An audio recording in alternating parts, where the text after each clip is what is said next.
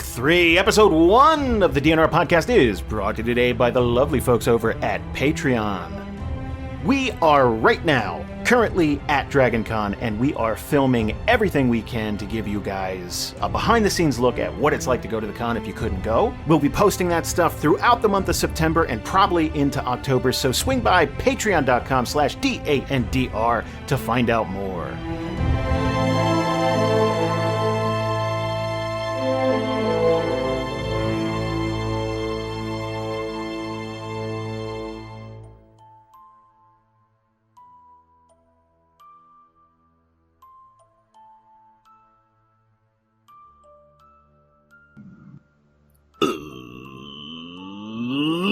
Let's do that thing where we go around the table and introduce ourselves. I'm Jason. I'm the Dungeon Master, going around the table for the first time in Arc 3. Let's start with Susan. Hey, I'm Susan, and I'll be playing Madeline Riowin, the human cleric. And Kelsey.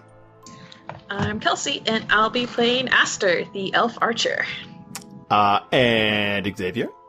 Hi, I'm Xavier, and I will believe. Oh, damn it! I will be playing Donovan Weiss, a human fighter. Thank you. All right, guys, let's pack it in. We're done. We only have one shot at this. And Michael. Hey, I'm Michael, and I play Amvin, the half-elf wizard. And James. Hey, it's James. I play Esno Masoka, the half-elf rogue. And Rob! Hey, I'm Rob. I play Ubo, the half-orc druid of the mountain. All right, guys. Pushing back my keyboard. And I'm breaking out my brand new, big-ass, 5-star notebook. Rob gave me a complete seal of approval for it. He said it is the... He said it's the finest paper. It's amazing quality. Mahogany of paper. It's the mahogany of... Yeah, it's a rich... It's got a good smell, he said. And I'm using a Bic pen to write with. So I think I'm ready for Arc 3. Where's your quill and ink? You sat there and you thought to yourself, what's the first thing I should do in Arc 3? And the answer was hurt Rob. Set it in to literal pain. Go ahead, tell me about the legal pad you're using. It's a spiral notebook. It's no. At DragonCon, you can educate me. You can bring some samples, maybe. We'll see if you're deserving at this point. My God. Brutalizing me on the recording, the very first thing. When we last left off, guys, you were in the city of Donhurst, and Donhurst has some issues, but you knew that going in. You didn't really know the extent of these issues, but it's definitely... You got a vampire problem in Donhurst. And you spoke with a lovely young man named Ripley, who is a recently turned vampire, and you found out that a lot of his gang was also recently turned vampires. And you decided to take it up with a person called the Countess, who lives on this beautiful hilltop castle overlooking the city, and who hasn't really been a massive problem for the city up until now, but it appears as though this collection of vampires has taken up residence. They've decided that the city's empty, so why not take it? It's theirs now. And you are on your way up to that hilltop castle to speak with her, and we talked about this in the behind the scenes, but I'm not exactly sure what to barter for or how to go about this, but I guess at least hear her side of the story? Yes. At the very least, yeah. Okay. Yep. So when we last left off, it's storming outside. It's pretty heavy rain, and there's a long march up. Okay, I'm sorry. This occurred to Maddie along the way. It's almost you could see this realization moment come over her, and she's going to say to Ripley, "One moment, I need to take care of something," and then she's going to grab Masoka and take him off to if there's like an alley on the side or something. So you want to do this before you? You want to do this before you're leaving the city proper. Or somewhere where she could pull him off to the side. Right. Okay. Yeah. And Ripley would probably be a little annoyed because it's raining and it's icky. It's uncomfortable. But he would just kind of like, fine, and kind of fold his arms like impatiently off to the side and wait for you. Maddie will make an apologetic look like, and then just pull Masoka aside. And then she'll just say to him, "You need to get undressed." Maddie, I hardly think this is the time for something like that. No, you need to. Get changed. Okay, I'm not following here. What are you wearing? My armor. You're wearing the armor that we found in the cart meant for the Countess. Yeah? I think if we want to start off on the right foot, I don't think she would like seeing you in it. Okay. Look, and then she's going to put a hand on his cheek. I'm just worried. I don't want her to get upset with you. Okay. That makes sense. I just really like this hood. Just get changed, please. Would Masoka still have his previous leather armor? I mean, I wouldn't imagine that you tossed it away, right? Because adventurers are resourceful people. I like to think that you're used to hand-me-down garbs and stitching the holes out of things, just trying to keep them going another day. So I would imagine you probably just put it in your backpack, right? Okay. All right. Okay, he'll swap. But he'll keep the new stuff in his backpack. What's everyone else doing while Masoka's getting changed here? I'm shielding myself from the rain with my shield, giving a smug look at Ripley. I'm trying to prepare my questions for the Countess. How far high up are we at this point? It's really not a crazy elevation, but where the castle begins, it's probably a good, 1,500 feet, 2,000 feet above the city proper. Mm-hmm. Yeah, Aster's probably trying to make out as much as they can through the rain and darkness, which is not that successful, I imagine, but I mean, there's not really much else to do other than just stand there getting rained on, so... Well, from the city, you can actually see, you can get a pretty good glimpse of the castle proper. It is... Okay. They do not make buildings like this anymore, to be honest. You could tell that this either belonged to some, noble or lord, maybe, something like that. It doesn't look like it was a military installation of any kind. This looks a little more homey. Picture... essentially a huge mansion with ramparts and stuff. It's very gothic looking. And every once in a while, this storm like lightning will strike and light up the sky, and you can really see the outline of it, the silhouette, and it is imposing as hell. This is the worst weather to be to heading in. It's like, oh man, this is real horror movie stuff. This isn't great. Yeah, just a little bit. But the vampires have been pretty welcoming so far. So, once Masoka gets changed, I would imagine you guys are starting back up here, and you get out of the city proper, and again, winding up this path. And you're leaving those city walls, and there'd be Fang members all over, kind of scattered, hanging out by the city walls and stuff. And then every once in a while, you'd see one or two on the path leading up to this huge gothic estate. And they would always give a nod, or you'd see them lean over and check you guys out, something like, oh, okay, that's really strange. You're going to get to a point, though, again, like 45 minutes in, where you are nearing the top.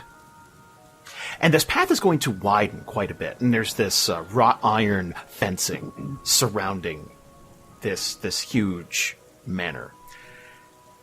And you're going to see cages. The cages have tops, but they are definitely outdoors. And you are going to see several Fang members crammed into these cages. Or I guess I should say former Fang members. And there are a lot of proper Fang members, the vampires, standing guard over them. And when they see you guys coming, they're going to start hollering for you to help them, to get them out of these cages. Ubo will sidle up next to Maddie, and kind of keep his voice real low, so hopefully no one around can really hear him talking to her. But basically, yeah, he gets up beside her and says, "Is it okay if we destroy this vampire?"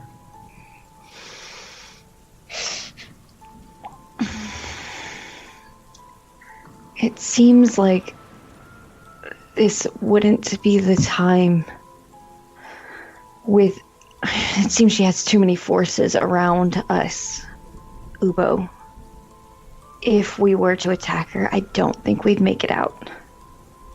So she's very strong, but it is okay to destroy her.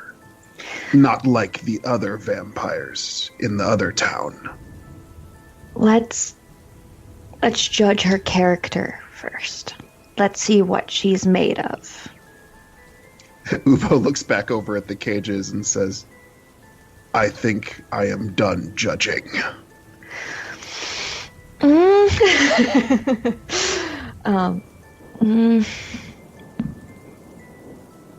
That's a hard point to argue, too. Yeah, I know.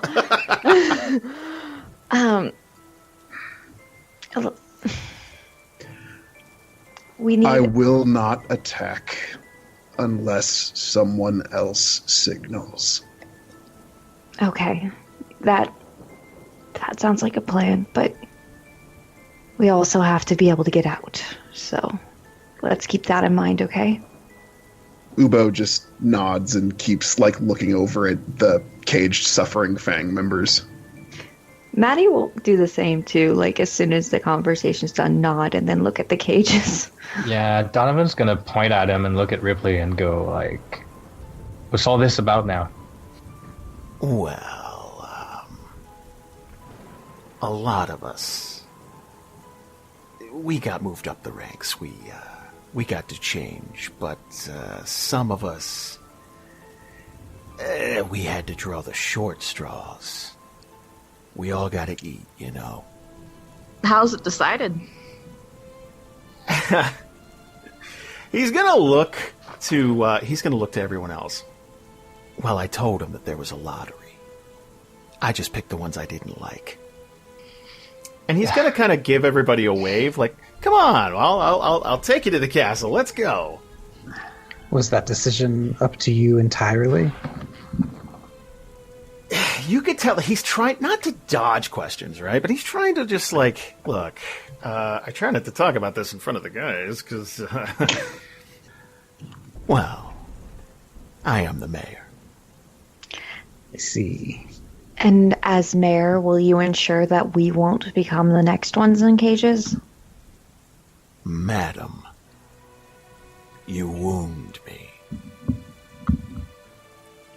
I thought you were here for a friendly visit. All right, I've heard enough. Let's just go get the information out of that old hag and let's get the hell out of here. Do you say that out loud? Yeah. Okay. Several Fang members are going to stop what they're doing. You could tell that they were chatting or something like that, probably a little bit away from the cages. They're not taking glee in the fact that their former, compatriots are locked up, but they're not going out of their way to sympathize with them either.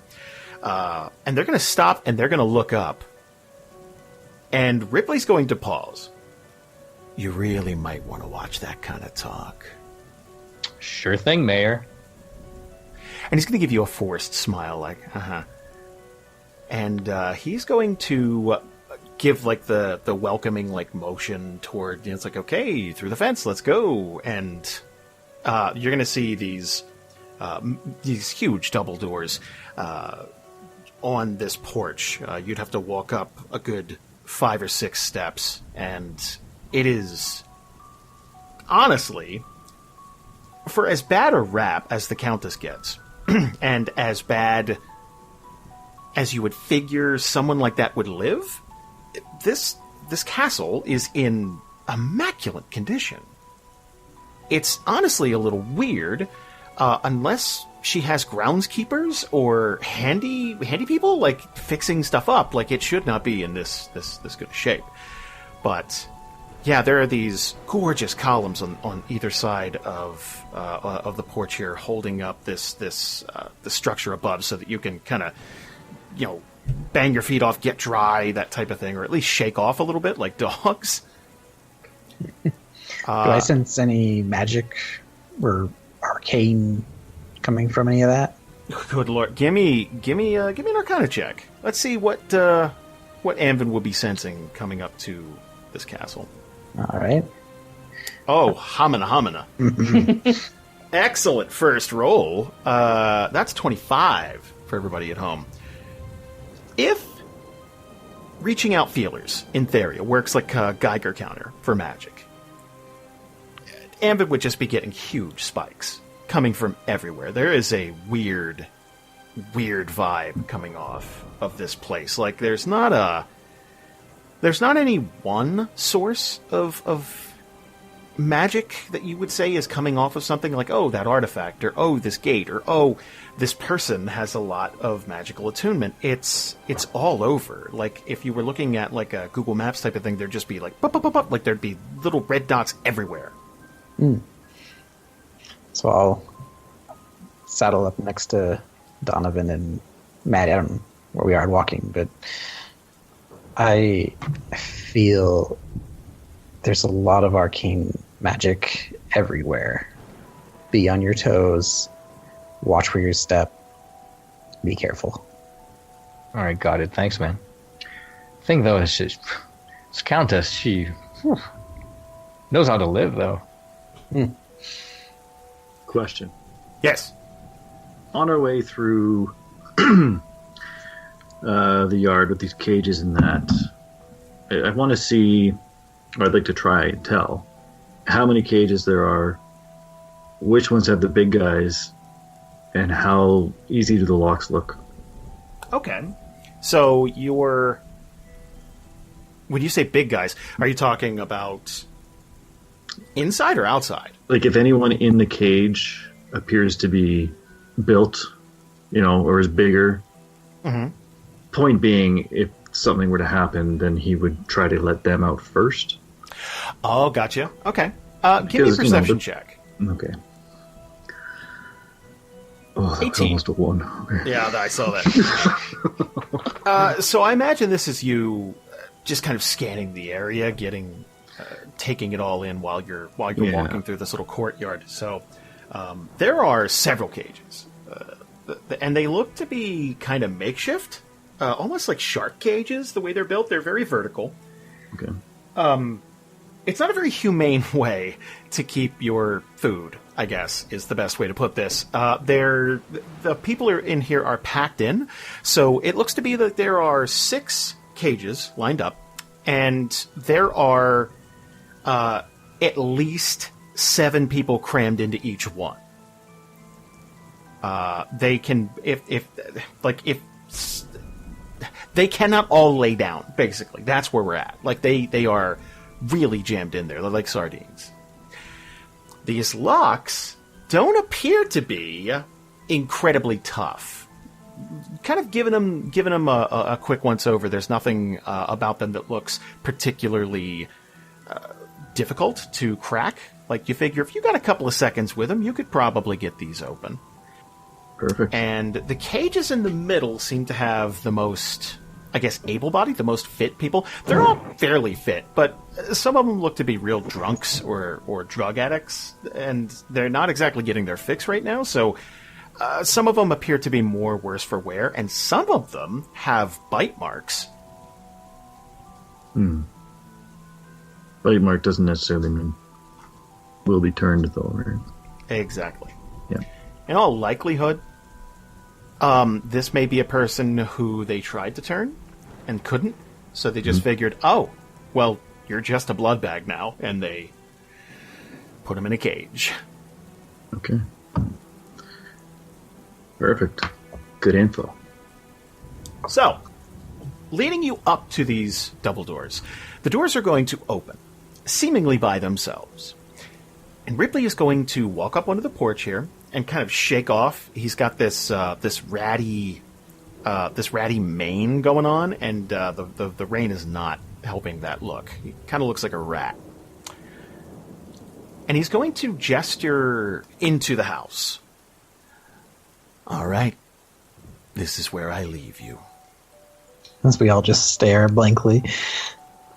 Yeah. Yeah, Donovan kind of like raises an arm and does like the backhand wave, just like yeah, go. He's going to point into the house, and you can definitely see inside here. It's fairly well lit. It looks clean. Like a lot of people, I guess, would be expecting this dusty, cobweb-infested manor, but again, just like the outside, it looks like it's fairly well kept up with. And there are these massive pillars, this huge open area when you walk in, big high ceilings, and you're going to notice this huge balcony. And leading up to that are these gorgeous stairs, crazy wide. It takes up the entire back wall. All right, you're going to climb up 2 floors. And you'll know where to go. And he's going to nod to the party. Good luck. We'll be fine. And I start walking. And it's kind of a place for you to wipe your feet and dry off a bit here. Could everyone give me a perception check, please? Oh, wow. Okay. All right. Yeah. Oh. Well, okay. Okay, so Anvin and Maddie are distracted a bit by all this. Like maybe they have some water in their eyes or something. They're like, oh, okay, just Anvin's wearing glasses, and if you wear glasses in the rain, that's a nightmare. So everyone else is going to take in this beautiful house, and there's artwork, and the place is very, very decorated. A lot of scenic oil painting type things, and maybe surprisingly, I'm not sure how you guys think about it, but there's a lot of daytime landscape shots. Big open valleys where the sun's rising, or this gorgeous ocean type of scenery where ships are cresting over the horizon, and just it's very. You could tell that this maybe this room, this big open foyer type of thing, is just a place to. It's almost like an art gallery. And on the side of the wall, there is a massive fireplace. And as you walk in, the doors are going to close behind you gently. They're not going to slam shut or anything. And this fireplace is going to come to life. And it is incredibly inviting, I would imagine, after being stuck in the cold rain. And as the thunder claps outside, it's muffled, and you can kind of get attuned to being indoors again. I am going to say, Donovan and Aster are going to make out something faint. It sounds like somewhere in this place there's music playing. It sounds like an organ, like some cello in there. Like it's beautiful, but it does not sound like it's it sounds like a live presence. Like there are people, like many people playing music somewhere. I just want to describe how Donovan's feeling right now. But like coming in after Ripley left, and he's starting he looks around and not breaking up with the party, like walking next to Amvin, but he's just jubilating. He's like smiling. This is probably the most beautiful room he's ever been in. Like this is exactly what he's been looking for a long time, and he's just taking in all the paintings and the fireplace and the stairs and the high ceilings and everything. And then he hears the music too. Does it sound like it's coming from upstairs where we're headed? Yeah, if you had to put money on it, it definitely sounds like like if you can kind of give it a second, it's like, hey, do you guys hear that? And you're listening. This sounds like it's probably a couple floors up. All right, so he's kind of like almost like walking and turning on the spot at the same time, like looking at everything. And he'll kind of like get ahead of Amvin a bit, and he'll just like wave at Amvin and the rest of the group, like, all right, guys, come on, let's go. She's probably waiting for us. And he kind of like hurries up the pace a bit. Yeah, I want to say, like, walking into all of this, like, opulence and stuff, that Aster looks, like, very uncomfortable with all of this, like more so than, like, I don't know if the party's probably never seen them, like, just, like, this level of just, like, even, like, outside, like, the cages and stuff, like, there's definitely, like, they weren't, like, happy about it. They were pretty, like, a bit of darkness there, but this is just, like, they just feel very out of place, and that's definitely showing.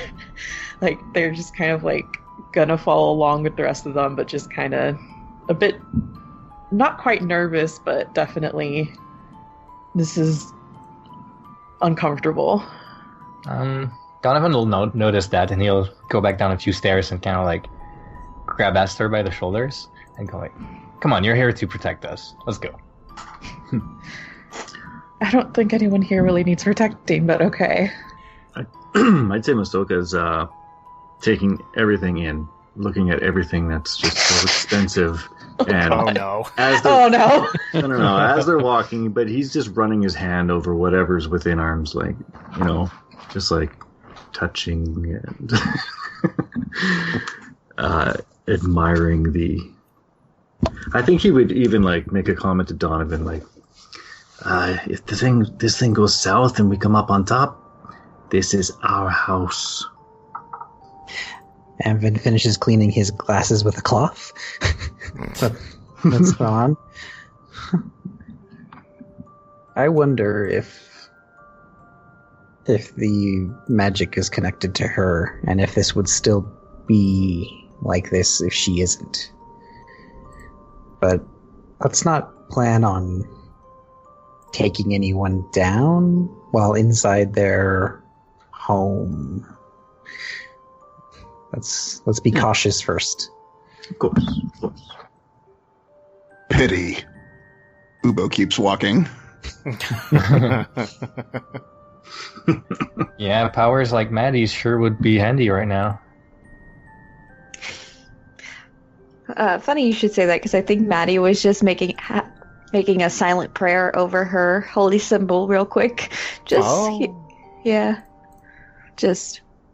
let the light keep us safe or something like that. Sheesh. I hope that worked. I wish that worked for me. Sounds so easy when you do it.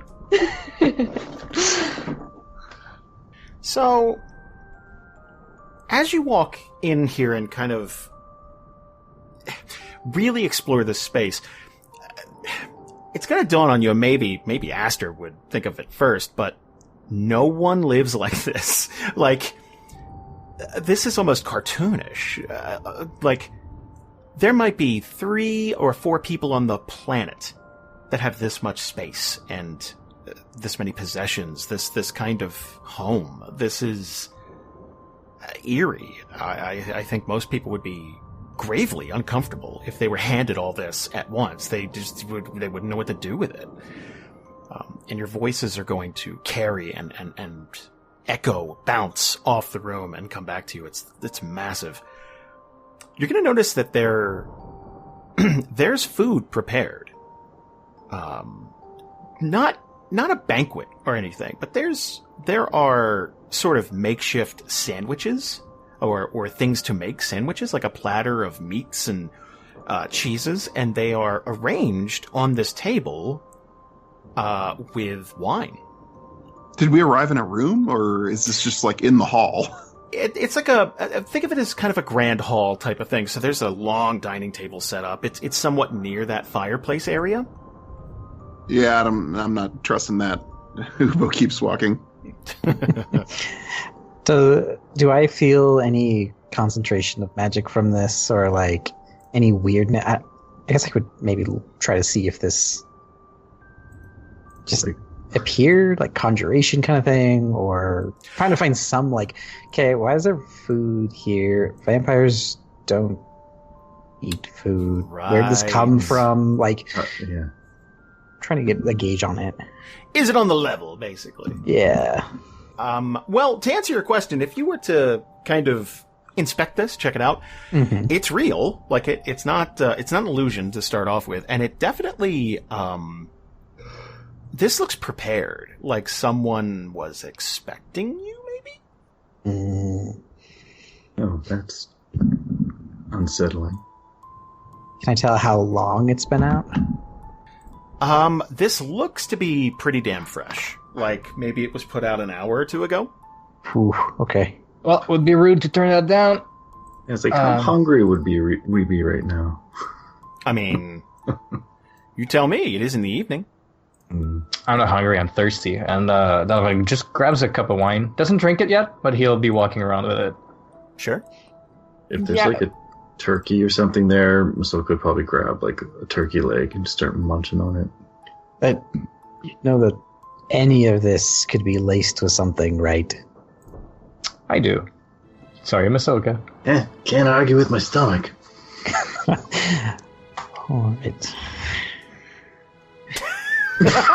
Yeah, Aster just has their arms crossed, and they're just kind of like they still look very uncomfortable, but they also look a bit angry. Like they're just kind of like glaring at this like immense amount of food. Like, Is it from like a waste perspective? Like it's like, are you shitting me with this? yeah, Okay. yeah. Like this is just like the icing on the cake. Like just is they're not like this. They're a bit pissed off at this point. Ah, I got you. I go up to Maddie. Pay special attention to Masoka. Just be careful. Yeah. I will. Can you hear that? I mean, I guess, okay, is Anvin whispering this, or is it just like, this guy? He'd be like walking up and kind of like leaning in, like, can you just extra watch? Like, we'll find out if there's anything wrong with this food, but Yeah. let's just, in case we need to make an exit, keep an eye on him. Boy, do I wish I had a way to find out if everything I ate in my life was poisoned. And then continue with Donovan, who I assume is already trekking this way, or is if we're, I don't know if we stopped or what we're doing as a group. Now Donovan's like floating, like being dragged by musical notes coming from upstairs, just like a cartoon. Oh, I want to know if the food is actually good. As he's eating it. Is it legit? Like it tastes like it should? Oh, yeah, no, this is... So, this might be the best meat you've ever had in your life. Like, this is succulent and juicy and seasoned to perfection. Like, there's some seasonings there, and it's like, what is that? That's delicious. Like, that is... Whew. Then he's gonna, like, between bites, just be like, oh, guys, you gotta try this. This is so good. Ubo, come grab a bite of this. No. What do you mean, no? You don't know what you're missing. And he's gonna grab another turkey leg, so he's double fisting turkey legs now. Oh, Roll for turkey. You gotta run, Farage. Yep. The grossest thing I've ever heard. Yeah. You know, it's not even the poison, it's the tryptophan. You gotta watch out for it. He's not eating 17 turkeys. I know. Anyway, if you're going up these stairs, there are details in the construction of this place that if you're going up the banister, there are beautiful etchings. And I guess Aster would notice these as very elven. It's very delicate and ornate, that it's going all the way up the banister on the side and wraps around and starts going up the next level. And this place is so decadent. It's each time you get to a new level, and like if you got to the second floor, there's a different vibe. Like the second floor seems to be mostly like a bedroom area, so there are multiple rooms on either side of this hallway here, and there are the candles lit, and you can very easily find your way. It's almost funneling you up to the next level. It's one of those things where if you wanted to stay here, it looks like there's plenty of room. It's also dawning on you that you're not seeing any Fang members in this house. You're not seeing any of them there, and they might not be allowed in here. Yeah, they'll have a. Like, yeah, I believe that. Like, keep your pets outside. Do you guys want to keep going? Yes. Yep. That music is definitely going to get stronger, by the way. You can hear it much more clearly once you get to the second level. And as you walk down this long hallway, past all these rooms, there's another staircase. This one's more of a spiral deal. And when you get to the third level, that music is still muffled, but very distinct. And it's a tune that you could really kind of like sway to, dance, maybe waltz to, something like that. It's very lifting. It's a sweeping sound. It's not depressing or gloomy. It's very kind of upbeat. Almost like there's some sort of dance or something going on. And you would see another long hallway. And there are suits of armor decorating the halls, and torches leading all the way down to a very large set of double doors. This entire area looks to be a little less furnished, a little more cold, a little stonier up here. Whereas you could tell that there were like a wallpaper or something leading up to this area. It was lit a little more warmly, whereas this is a little harsher. The torchlight is sort of dancing off of the walls, kind of gives it a colder castle feel up here. Yet, the place is warm. Like, you warmed up right away when you came in.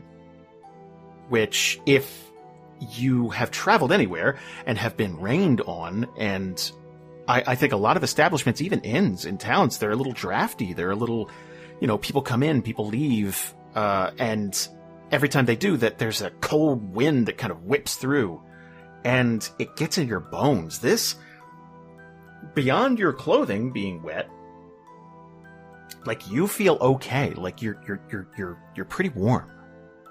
What would you guys like to do? Go back for seconds. Thirds. Yeah, there's no real reason to linger for too long. Nobody touch any armor, and I would keep pressing on towards the double doors. Before we actually go, because this is right before we're going. I'd actually like to up the stairway. Because is there any other way into the? I assume there's other rooms, or is it just like go up to the top and it just goes to the double doors? It just goes to the double doors on the third floor. Right. Can I take out my spool of thread and put it through on the top of the stairs to detect if anyone trips that? Oh, like an alarm? Yeah. Oh, sure. Just some protection. Is there a garbage can around? Oh no, he's gonna put it in one of the suits of armor, isn't he? I wouldn't say that there's. I don't know that they expected anybody to be tossing out, chicken bones and stuff. So I would say the best you'd find is like silver tray service things, maybe for like tea or something like that. Okay. On these tables lining the wall, so you may find like one or two of those, but probably no trash cans. Okay, then as he finishes up one of these turkey legs, he's just gonna kind of casually walk by a suit of armor, just reach and pop up the mask and dump a turkey bone down into the suit. Oh, fantastic. So, okay, would you be doing this in a way that you're just like, let me just do... Okay. You ever watch someone leave like a Target or a Walmart and they crumple up their receipt and they try to do it all like stealthily, but they drop it? Are you trying to do it like that? Picture, yeah. But like, are you just like, hey, everybody go ahead and do that? Like, yeah. Okay. Exactly that. Okay. As you do that, everyone is going to hear this rattling as the bone ricochets back and forth inside this nearly empty suit of armor. So it's going to be like ting, tang, ting, ding, ding, ding, as it like hits like the leg portion and kind of reverberates like brr.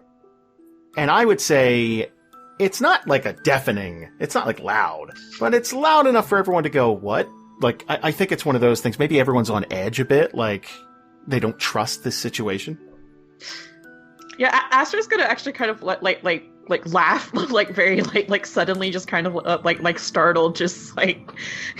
But this is still very amusing. But Maddie will probably laugh too. Like, oh, like. Really, this is what happens in this moment. Like we're all like thinking we're about to die. Yeah, like just like completely, just like breaks the ice. Yeah. I finish tying my alarm. I look up. What the? Ubo just kind of stays in the zone. He's on like high alert. You guys want Masoka to do all the talking? I think it's only fair. Yes. That's the type of content I signed up for. I mean, this isn't DRP, so and one of the intelligent people should do it. Yeah, maybe we should figure that out because it shouldn't be Ubo. Shouldn't be Masoka. It's probably gonna be Donnie or The rest of you are probably all fair. I feel like Donnie and Anvin seemed to express their intention of talking. Yeah, I was thinking we would pair up. Yeah, I'm thinking that too. As I established in the Discord, the only thing that Ubo wants to say to the Countess is, you'll get the steak and you'll like it. Yeah. You'll probably get your chance. It's very good. Yeah. And Masoka will give her the bone.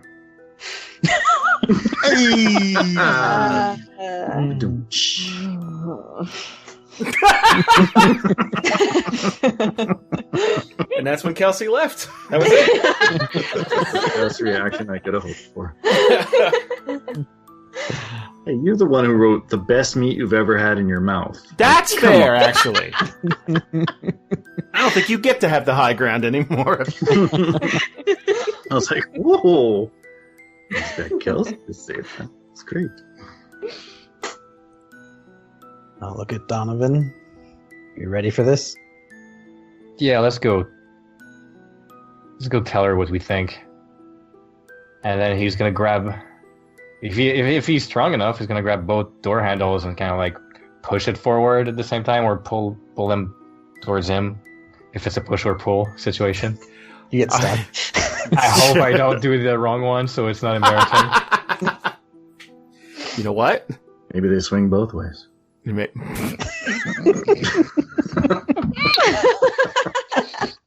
I like where Arc 3 is going. Yeah. I think I found the title of the episode. So they do swing outward toward you. So Just turning both handles, pulling out. Again, they're not like stone doors or anything. They're very nice doors. So they got a little bit of weight to them. And something you're going to notice, and maybe only occurs to you at the last minute, but there are no windows in this hallway. Like, none. So it's got kind of not a dank dungeony feel, but it's got a real mood lighting to it. Again, the fire flickering off the walls and all that stuff. And then you turn these handles and open. This wave of music is going to hit you. And you're going to notice that there are these immensely tall windows open. As the storm is still going on outside, that light is going to flicker every once in a while. And there are these little fires everywhere in this massive room. There is a full band playing on the far side of the room in the back. And they have to be a good, 50, 60 feet away, something like that.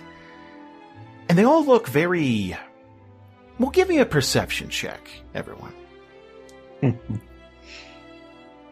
So, Aster, Maddie, Masoka are all going to take this in, and everyone else gets below 13 or so. So you guys are going to see this group of people, and they're all playing these instruments beautifully, and they're all dressed up. They're either wearing suits or dresses or something like that. They're very prim and proper, but there's something off about their features. They're incredibly pale and gaunt, almost ghoulish looking, and they are beautifully just weaving these instruments and just this gorgeous soundtrack. And you're going to notice two lone figures dancing. Now, near the band itself, you're going to see a child. Looks to be a human boy. Very pale, very almost disconnected from the situation. And sitting on these stairs leading up to the band itself. The two lone figures dancing, I want to say dancing may not be the right word for one of them. Trying to keep up would be the right term. There is a gorgeous elven woman in a bright white dress, long, dark hair, elegantly swinging this half-elf man around, basically. And this half-elf man is stumbling, trying to keep up with her. And she is graciously waltzing with him. And he is stumbling and kind of just barely standing. And most of you are going to notice that there is blood trickling down this man's neck. And this woman is going to make eye contact with the party. And she is going to stop and drop this man. This man is going to fall flat on his back and kind of roll over to the side and start kind of fumbling, weakly clawing at the stone ground beneath him, and maybe move an inch or two, just trying to pull himself. And she is going to hold up a hand, and this music is going to stop, dead. And the only sound that you're going to hear for just a couple of seconds is that man feebly trying to pull himself, groaning, just. And she's going to take a step toward the party. I was expecting company tonight. I'm the Countess. And I said, when you guys laid eyes on her, we do have artwork, so I can share this with everybody. Okay, so okay. Oh god. All right. So it's Donnie's dream girl right there. all right, so coming in, we just like the pep talk with Amvin. And then you see like the guy falling with blood, and then Donovan kind of like walks in with like some intention, and he goes like, "All right, madam, we've got a few things to talk about. Hi, I'm Donovan. This is my party." And he kind of like slack jawed, like tries to like come up with the next sentence. Kind of like looks at Danvin and kind of like motions like say something. Hi, we come on behalf of Winterhaven. And I look back at Donovan and give him a smirk. Is struggling guy on the floor still struggling?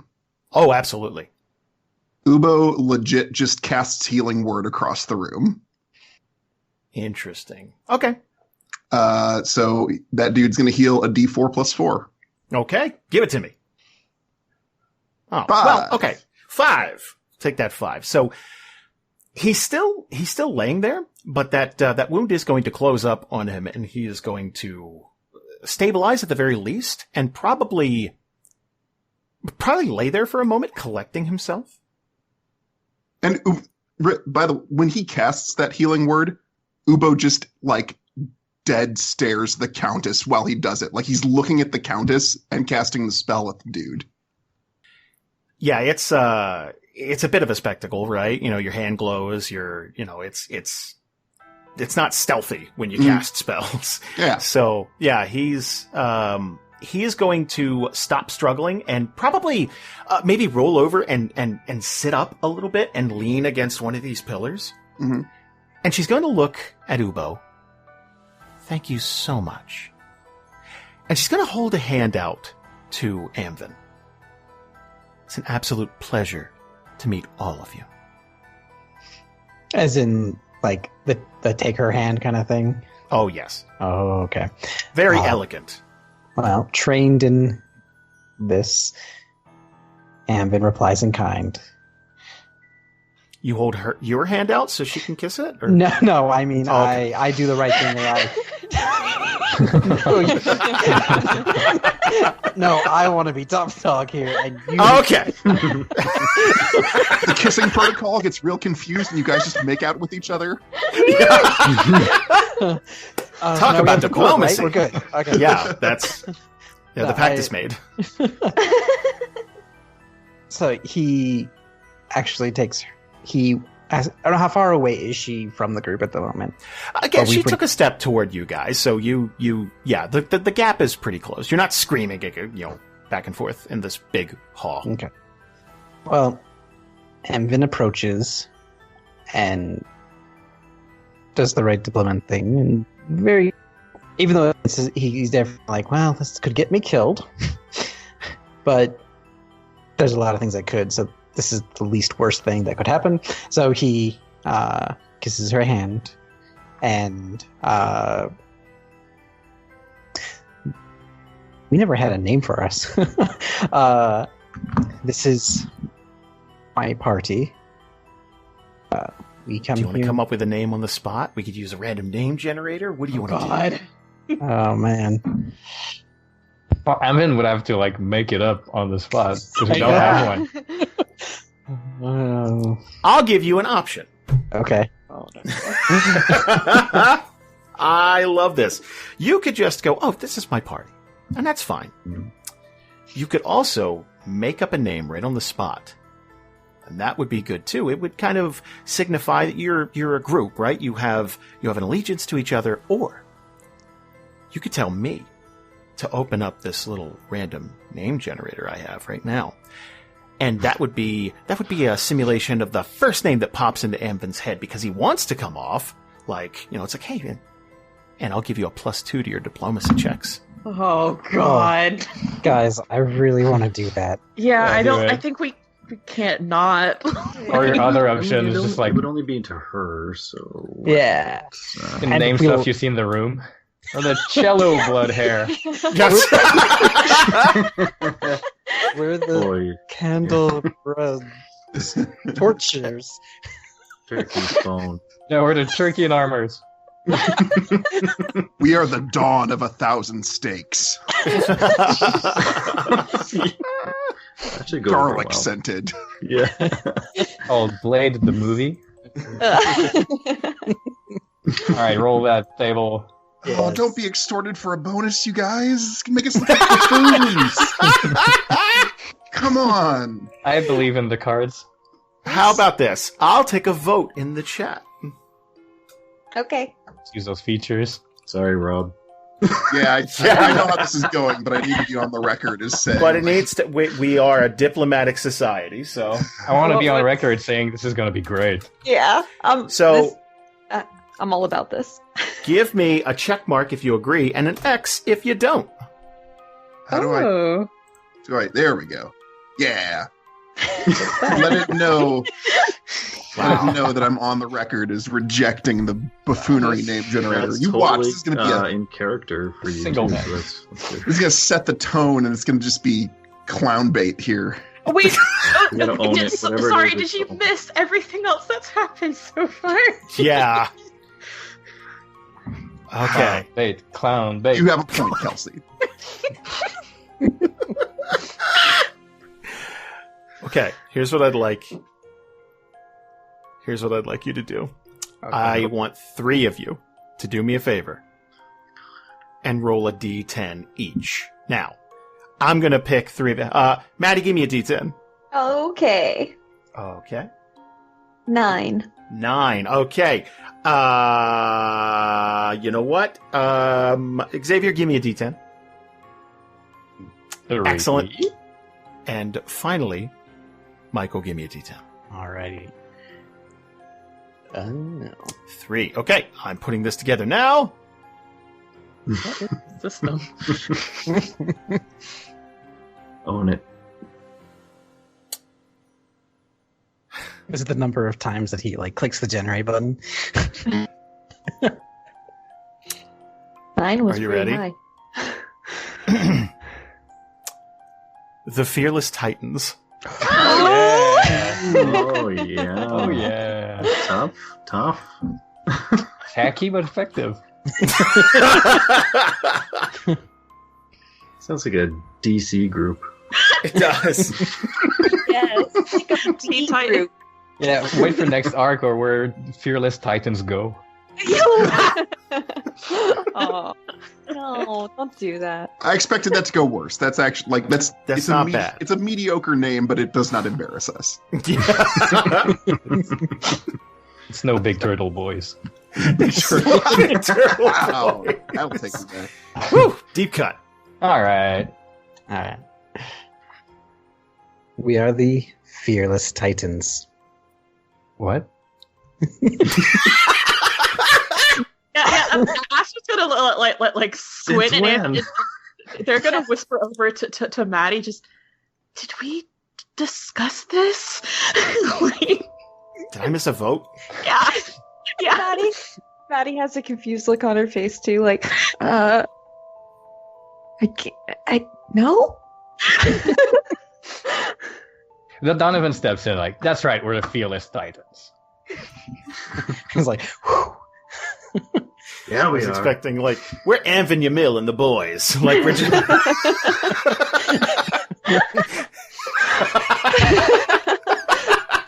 I'm Ample and them the boys. And Madam Countess, we won't take too much of your time. We're just here to ask a few questions about Donahurst. We're here from Winterhaven, and we don't want to bother you for too long. So, you do present a unified front here. And as silly as some of you may think the name sounds, it's like, okay, well, you're a team. You're here representing Winterhaven. Okay. She is going to gracefully extend an arm and ask you all to sit at this really large table. There are two sides of it. And she's going to start to walk toward the head of it and sit down. And before she sits down, she asks everyone, just take a seat. Is it a rectangle table or a round table? It's rectangular. And I will... I'm depending if I want to sit on the opposite side as a power play or just sit anywhere. Ooh. Then it's a negotiation. So you're gonna sit on like the facing her as like the other. If you do that, Ubo will stand beside you with his arms crossed, like here. Okay, I'm doing it. Ubo takes up his position standing beside you with his arms crossed. Nice. And like because the cellos have stopped, he's like got his arms crossed and he's holding his quarterstaff in one hand, and like there's a leather wrap around the middle of it. And so in like the quiet of the room after everyone sits, you hear his grip like tighten against the leather. You hear that little like sound. Oh, nice. I'm digging this. I want artwork of this. Nice. Yeah, while we still have the whole party. So Donovan will sit next to Anvin, and he'll place the wine cup he took that somehow he's still holding, opening both doors. Video game physics, it's fine. Yeah, it's and fine. put in my inventory. And he'll kind of like sit next to Anvin, but kind of like a little more laid back than Ubo on the other side of Anvin. I kind of like just not stare at the Countess, but kind of like just trying to meet her gaze as much as possible. And Anvin looks like trying to be that. This is how serious diplomats act. They're not, this is the right thing to do. So he's going by his playbook, if there is even one. But this is what's going to do what he can. Ubo is helping a lot. It's a presence thing. Exactly. Yeah. Command the room. That was the book I read, right? It's the first step. Command the room. if you reach an awkward silence, Ubo will crack his neck. Oh, Nice. Fill the void. Nice. Oh man, you know what? I'm gonna have you roll for neck cracking if we do some intimidation and get a bonus. Don't roll a crit one. Ubo cracks goes his limp. neck terminally. Yeah, we don't hear the sound, and you just fall flat. Ubo's legs give out. That's it. It's like, oh my god. It turned out he had an undiagnosed spine disorder all his life. Bonitis. Let's get back on that Countess tension. Okay. She is going to. There is wine in a bottle sitting in the center of this table. And again, this is not a ridiculously like a Wayne Manor stupid long table. It's comfortable enough for all of you to have a conversation, but you are a bit of a distance away from her. Probably 8-9 feet, something like that.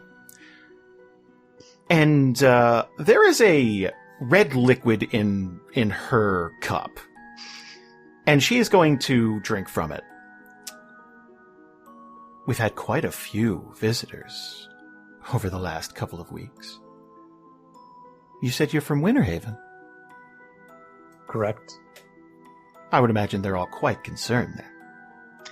There was a lot of questions about this city. We were tasked to find that out. She's going to give this smile. I'm assuming you've met the mayor. We have. He's an absolute idiot, isn't he? I'm glad we can agree on that. Yeah, I'm glad you said it first. And, again, she's going to take another sip and set the cup down.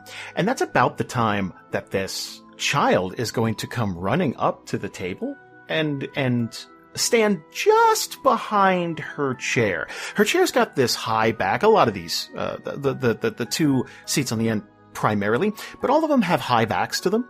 So he's going to kind of creep up here a little bit and just kind of peek around the Countess's chair at everyone. Well, he does serve a purpose right now, but he's a tremendous dullard. I can't defend that. And she's going to gesture to Anvin specifically. You said you have questions. Yeah, I do. So does my friend here, Donovan. And we have a few. And one of them is, what is your intentions with this city? I intend to live here like I always have. Well, there was, from what we had, reports of demonic activity, and before that, you were here, from reports, and there was no larger reach desired. Now, it seems like the city is under your control? And Well, I think that's only fair, don't you? Do you have anything to do with what happened there and why everyone died? She's going to bring a hand up to her chest. That's positively insulting. I would never harm the populace of Donhurst. I've always had a deep love for this city. So would you be open for any survivors to return to the city unharmed? She's going to reach out. And that boy is still kind of like peeking out, but she's gonna reach back for his hand and pull him forward just a little bit. This is Eric. Eric, say hello to everyone. And he's going to kind of nod and try to slip back just a little bit, like he's terrified of you guys, it seems. Donovan will kind of like smile and raise an eyebrow. Oh, hi, Eric. It's good to meet you. I want to look and see if... Does he look full flesh color? Does he look pale? Oh, he's pale. I always wanted children of my own. But with my condition, it's difficult. Ironically, it's only after I turned Eric that I realized I despise children. And she's going to shoo him away a little bit. I guess that brings me back to my question of what is your intention with the city? Well, while I admit that the Fang, and she's going to say that name as disrespectfully as possible. There's an eye roll in the pronunciation. They're not exactly the most intelligent or noble of creatures. But again, they do serve a purpose. And I think it's time that I left the castle walls from time to time. I would like to eventually stroll through the city. If the people of Donhurst wish to return, they're more than welcome to. But they will be living under my rule now. And I'll pass my laws down to the mayor, and he can deliver them to them. How would you make sure that those that did return weren't, how should I put it, mistreated by a certain mayor's ability to lead? Again, a smile is going to creep across her face because it's very obvious what you're asking. If you're asking if any harm is going to come to some of the citizens returning, of course it is. But it's nothing that I myself haven't signed off on. And she's going to get a stern look on her face. No one under my command is going to harm anyone unless I tell them to. Well, that's great to hear. But if you rule over this city, you're going to have to deal with your neighboring cities. There will be people crossing the road next to yours, you're gonna have to engage with the people going back and forth through the continent. Like, you won't live in a vacuum. So how do you intend to interact with Winterhaven and Aubrey and Durnhollow? The fields. Are you gonna tend to the crops that the town used to? Are you gonna what are you gonna do with the city? Well, I feel it would be unbelievably cruel to let this entire city go to waste. People's lives are attached to it, and I'm sure the survivors would love to come back to their homes, their farms, their shops. I would never stand in the way of that. I intend to run the city just as it had been run before. Albeit with a lower population for now. Go ahead. How about sustainability? Seeing those in the cages, how will you maintain those that have returned? Sounds like you have a way to maintain yourself without a truly renewable food source that doesn't harm. She's going to lean back a bit and take another sip. I'll admit we're in a bit of a transitional period right now. I can quite definitely control my appetite. And while I'll admit there was a stray Donhurst citizen who would come to the castle and disappear from the populace, it wasn't often enough that I would incur the wrath of the townsfolk. Of course, we do have a lot of mouths to feed now, and I've had to discipline some of my new children. They lack the self-control that an older vampire might have.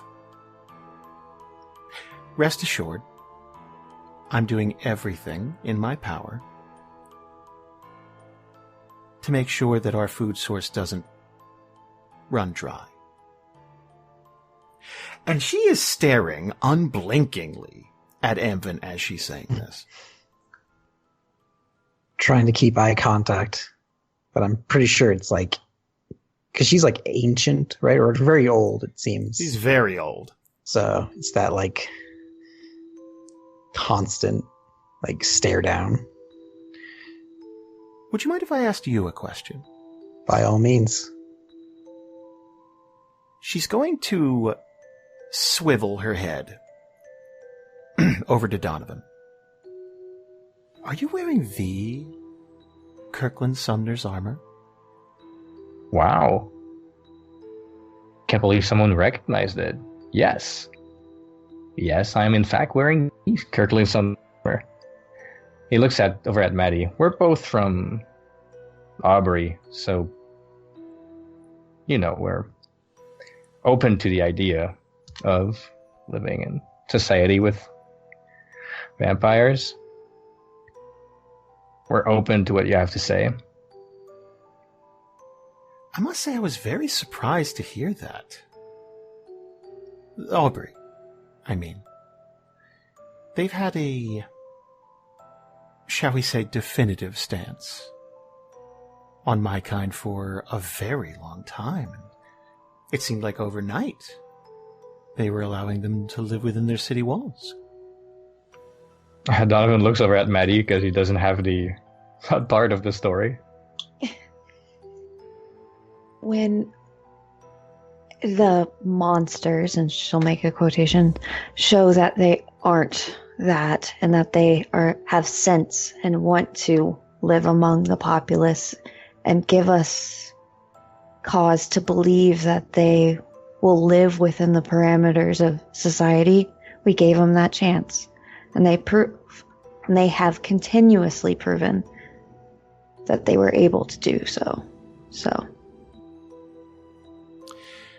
she's going to kind of give this wry smile.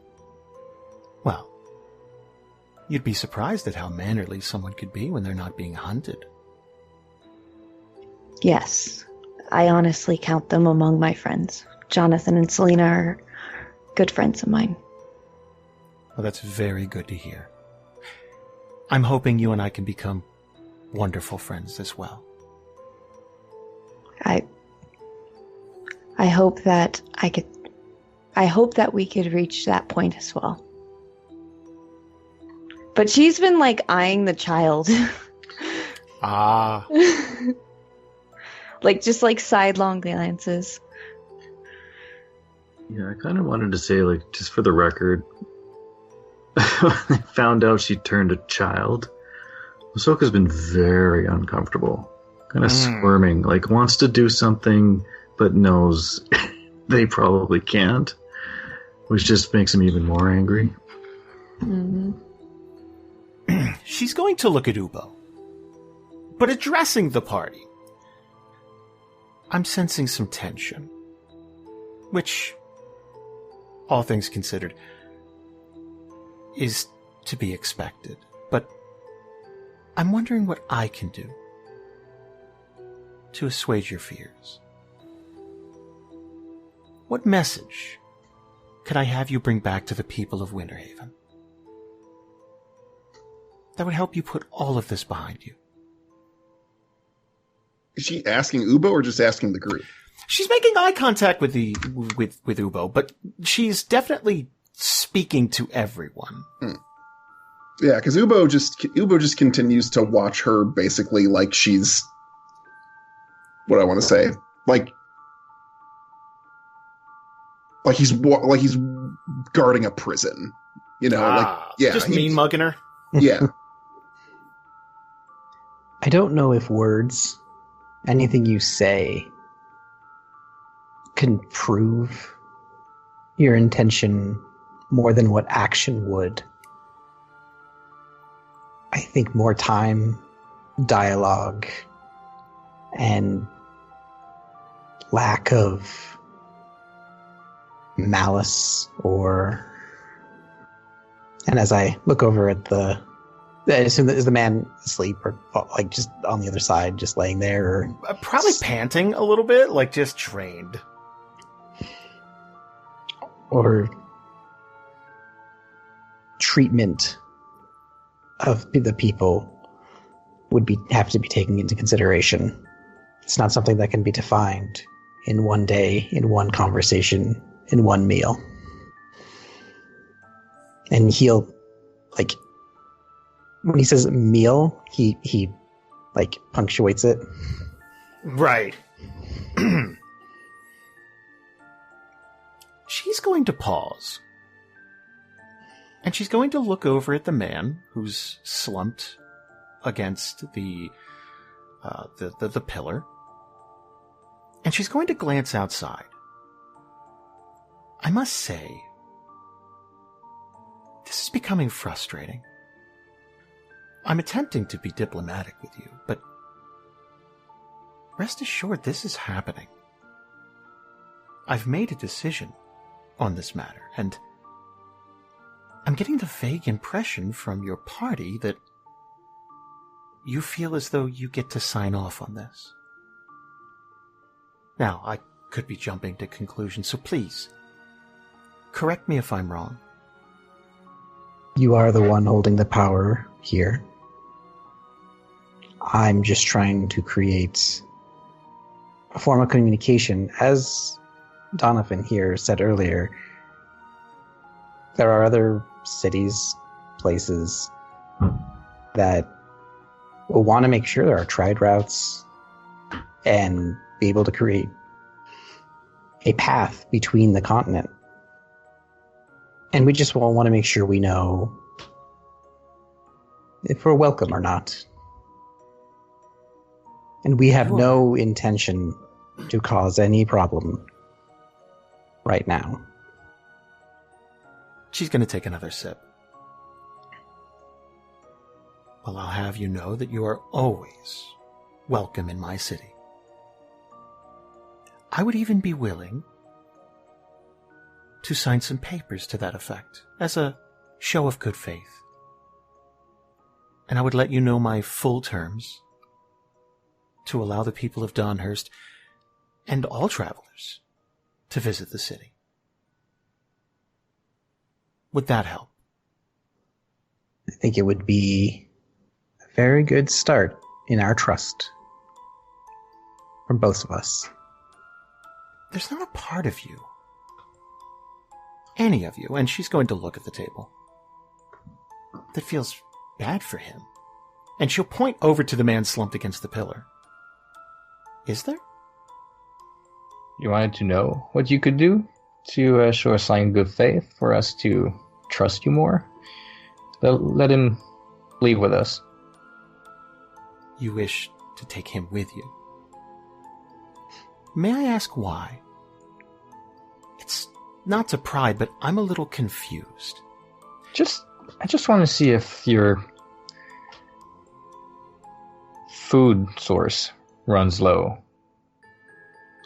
If you're willing to, make good on your terms and let some people leave. Some people live. Masoka's gonna walk up beside Donovan and tap him on the shoulder and just whisper into his ear, "Ask her for the kid."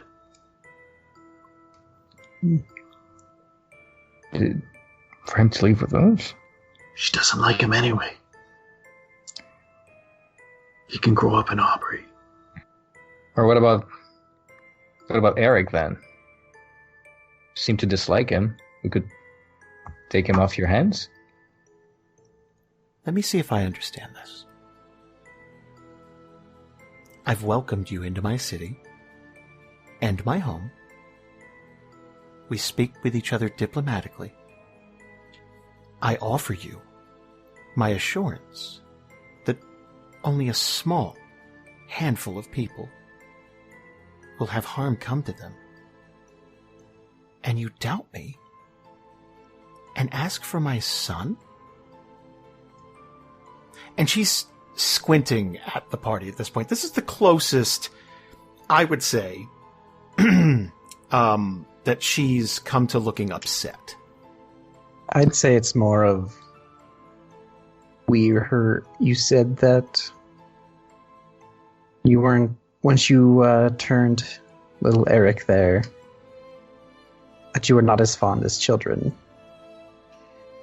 But with Aubrey trying to welcome vampires as well, I thought it would be a boon for you. If we have misread this, you know what? I was out of line. I don't know what took over me. Definitely not. Yeah. We're gonna scratch that one. I'll let Amvin do the talking. Amvin Okay, then Ahsoka's gonna look pissed then at Donovan, and as much as he wants to protest, he knows he can't do anything, but he's gonna leave the room. He's gonna storm out of there.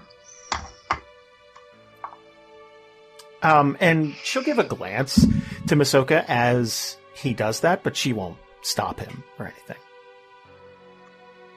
And again, this is still, when I say the closest she's been to looking upset, that just, it's the tone of voice. Like, she's still very, reserved, I would say. And she would stand and think for a moment.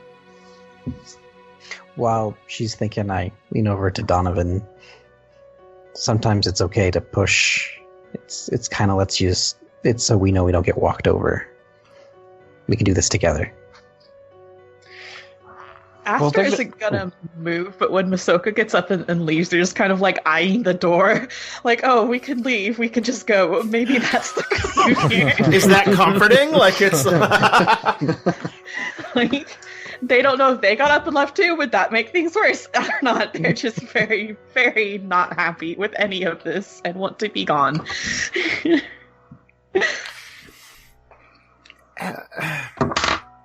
She's standing at this point and walking around, and you can hear her shoes kind of click click, click on this stone floor when there's a trail of carpet, but when she steps off of that,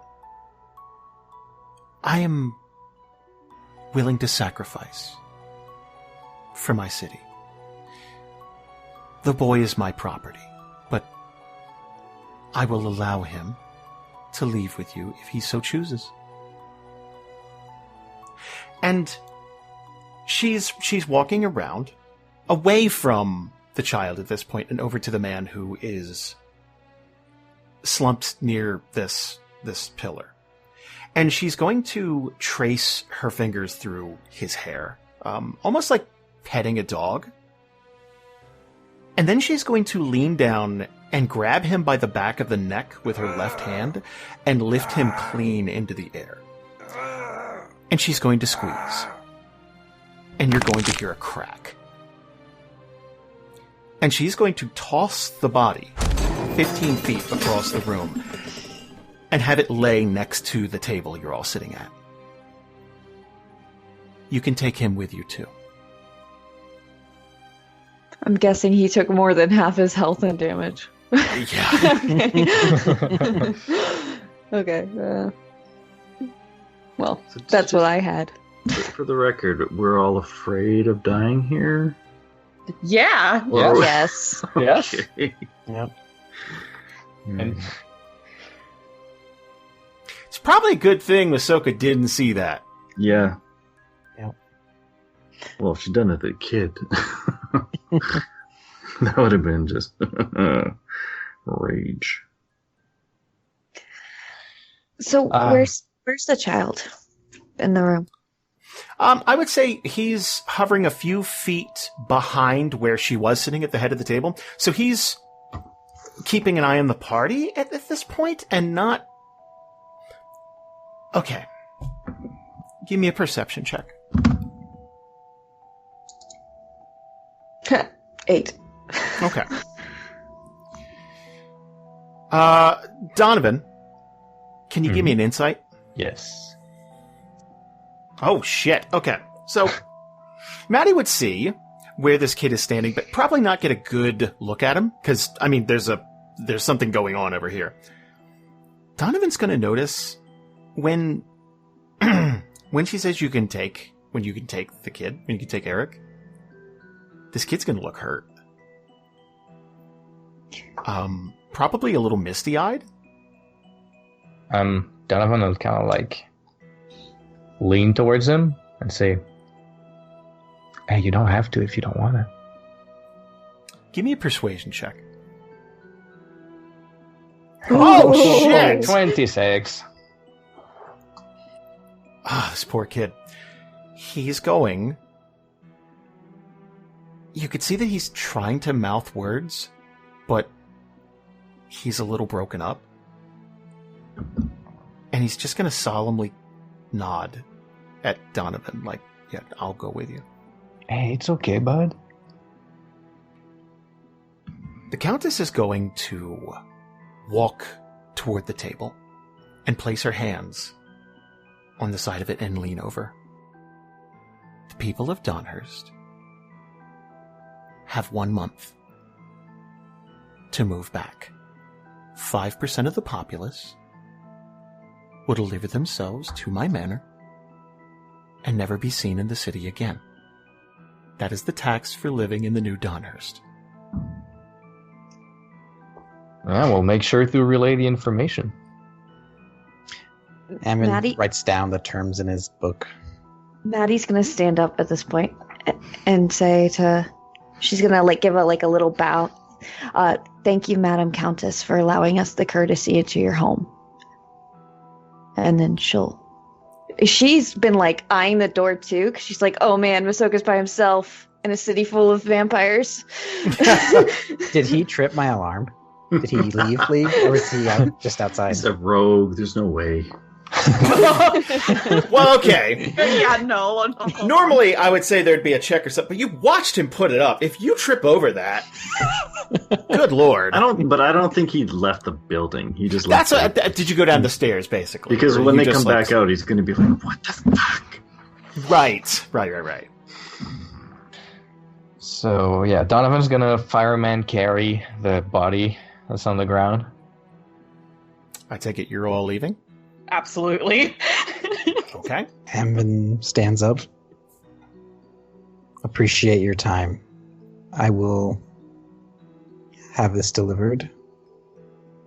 And we will continue more discussions if it's not with me, but there could be more discussions in the future that I wish to keep this conversation open. And she'll give a very slight nod of the head and close her eyes. And then she's going to walk away from the table and move to one of these very large windows and just almost disconnectedly stare out into the night. And I will turn around and watch my back as I leave.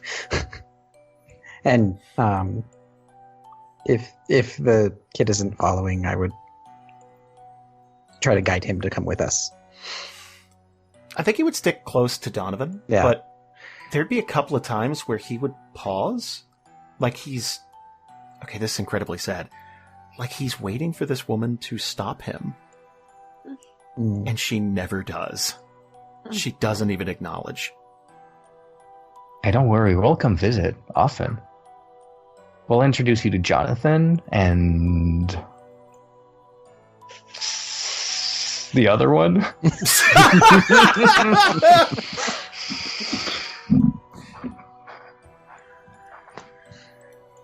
That's racist. Selena? Yes. Yes, I didn't say the other one. I said Selena the first time.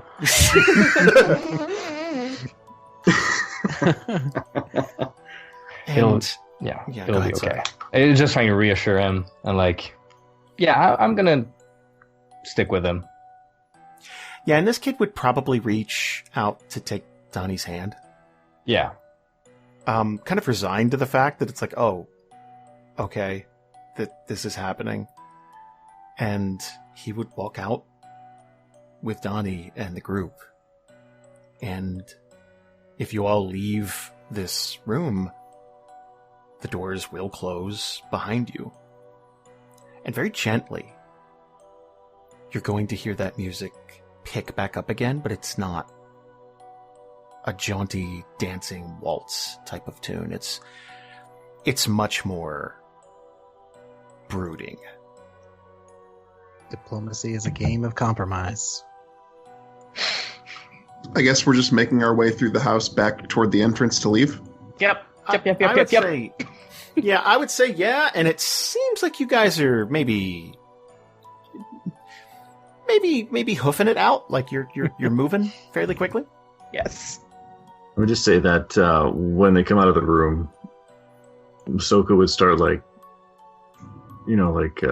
storming up towards Donovan, but then notice he's got the kid holding his hand, and he would just stop, like catch himself, and just be like, "Thank you."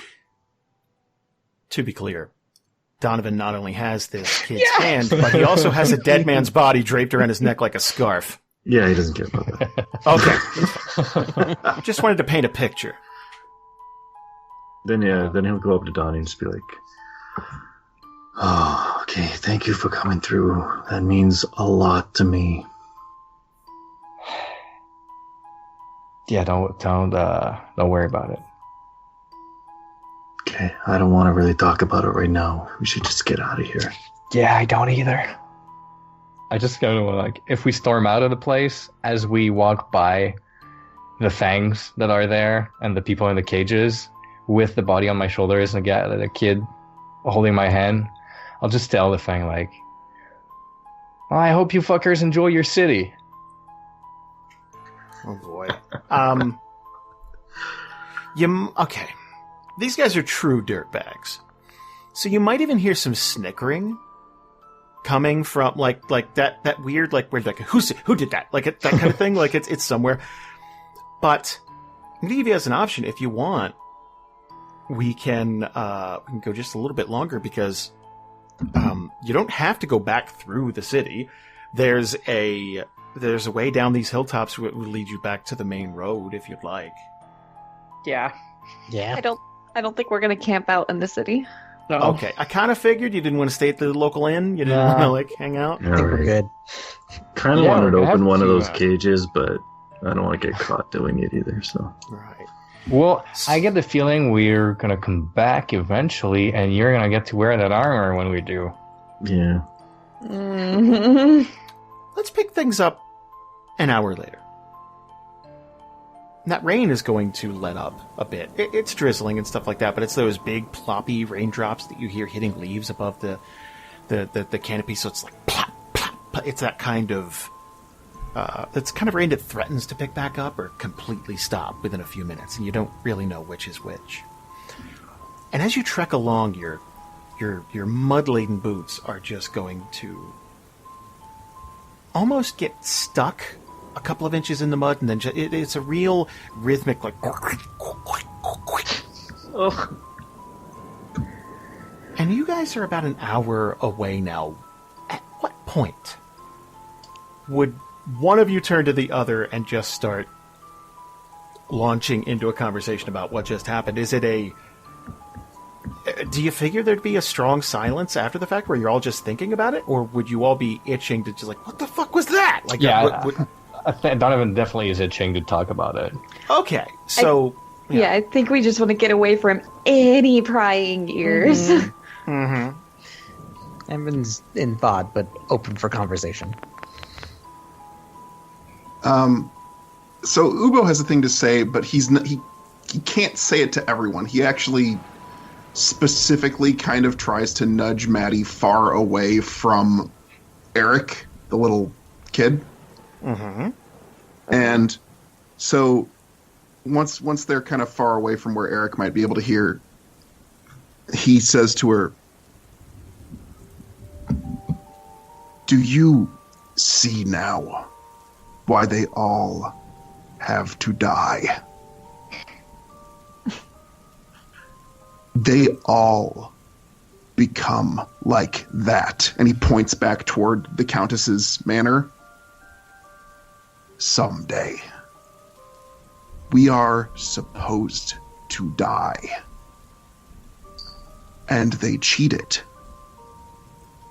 And they eat us like fruit to sustain that life. They get bored. They have time forever. Nothing keeps them happy forever." Ubo, we can't say they're all the same. Because if you're saying when beings get old, then why aren't the elves like that? Or the Eladrin? Or if you're saying that one race based upon what they eat or how they behave is evil, then the same could have been said of orcs. They were perceived as evil beings for a very long time. But then we came to understand that just because they were different, they weren't inherently evil. We have to give them a chance to prove their worth. Yes, the Countess is evil. But that doesn't mean all vampires are. Are you going to look at that child and say that child is evil? Ubo looks at the child and looks back at Maddie. "I know that looks like a child." And he just lets that hang. He just stops there. You have to be willing to let people show their worth. You can't just judge them for what you perceive them to be. Ubo just grumbles and looks away. Maddie will put a hand on his shoulder, though, and squeeze, though. Like, we're still cool, but this is an ongoing conversation. While they're having that conversation, Aster's just gonna kind of start talking, like just sort of like speaking up. Just Hey, so did any of you guys know how to take care of a vampire kid? Which, by the way, do we even know like how old it is?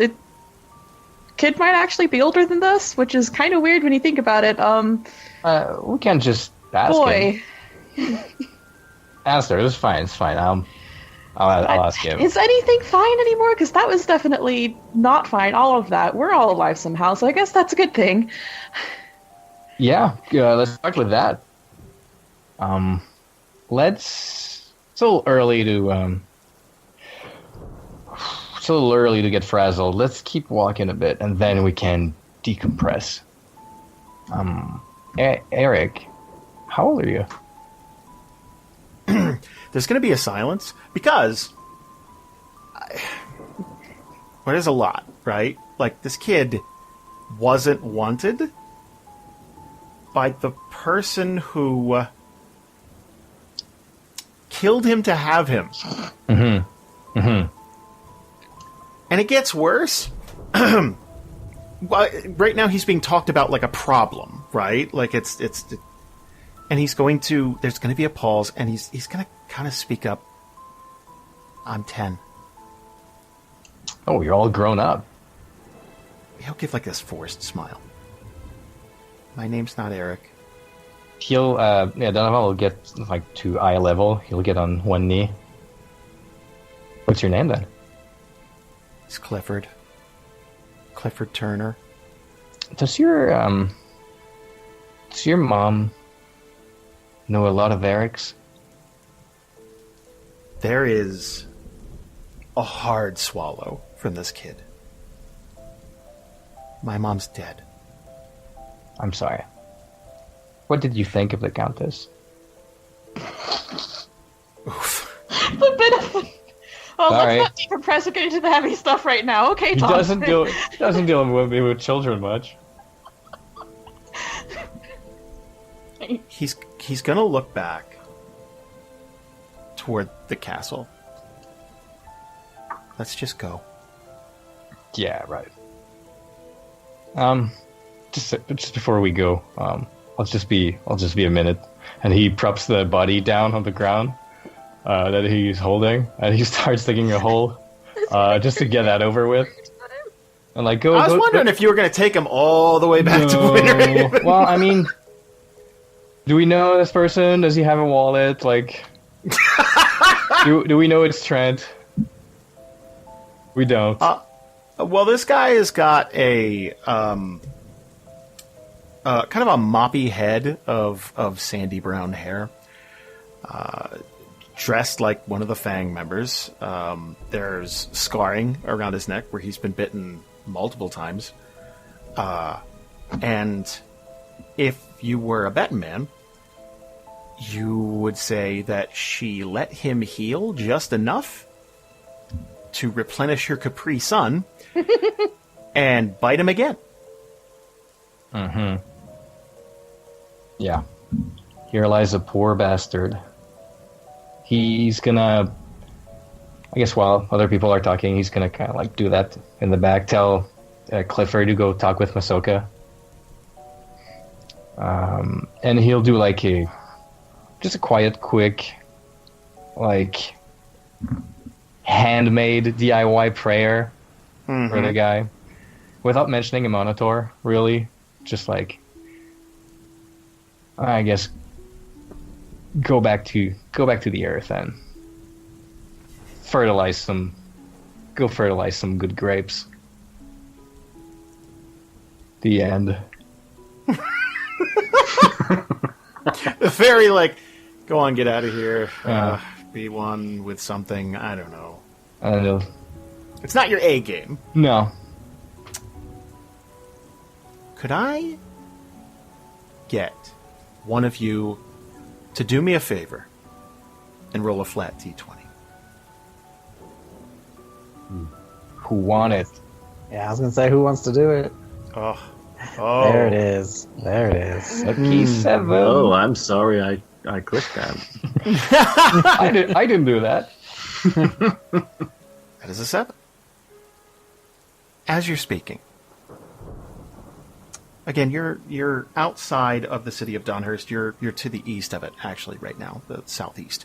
And that rain is going to taper off to the point where there's just a drop or two every minute, something like that. The group is going to hear something. You're going to hear what sounds like running. And it's really easy to pick this up because it is muddy and just terrible out. And something is running toward the party. Desperate. Clawing. It sounds like it's running on all fours. And out of the bushes, a man is going to stumble and just trip, fall, eat shit, just blam, right in front of the party. And not even for a second stop. And this person is absolutely coated in grime, smells like a sewer. And his dreadlocks are just coated in dirt and grime, and he is going to grab Maddie at the waist and just like with a pleading look in his eye. You gotta get me out of here. And I think that is a good time for us to stop for the evening. Dude, we're stacking up the NPCs. Yeah.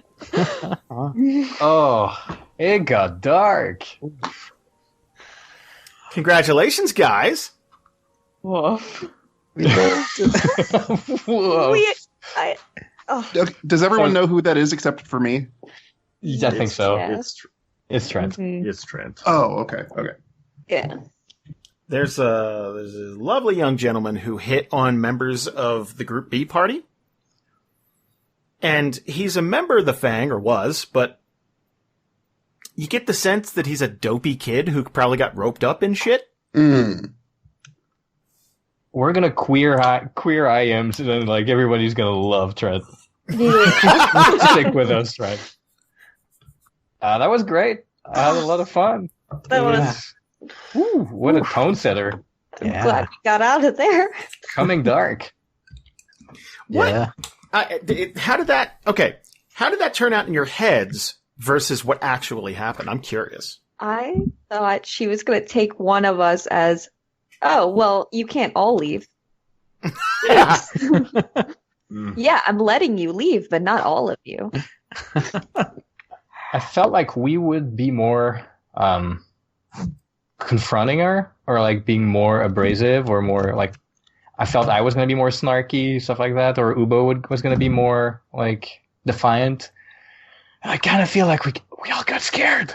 Well, yeah. I was afraid that other party members are going to smoke. So I'm like, oh no, this is going to go so badly. I like heavy gulped many times during this conversation. Oh my god, the thing where she was like, you want to take my child? I'm like, oh no. I was like, why the fuck did I say that? That's a stupid thing to say to anyone.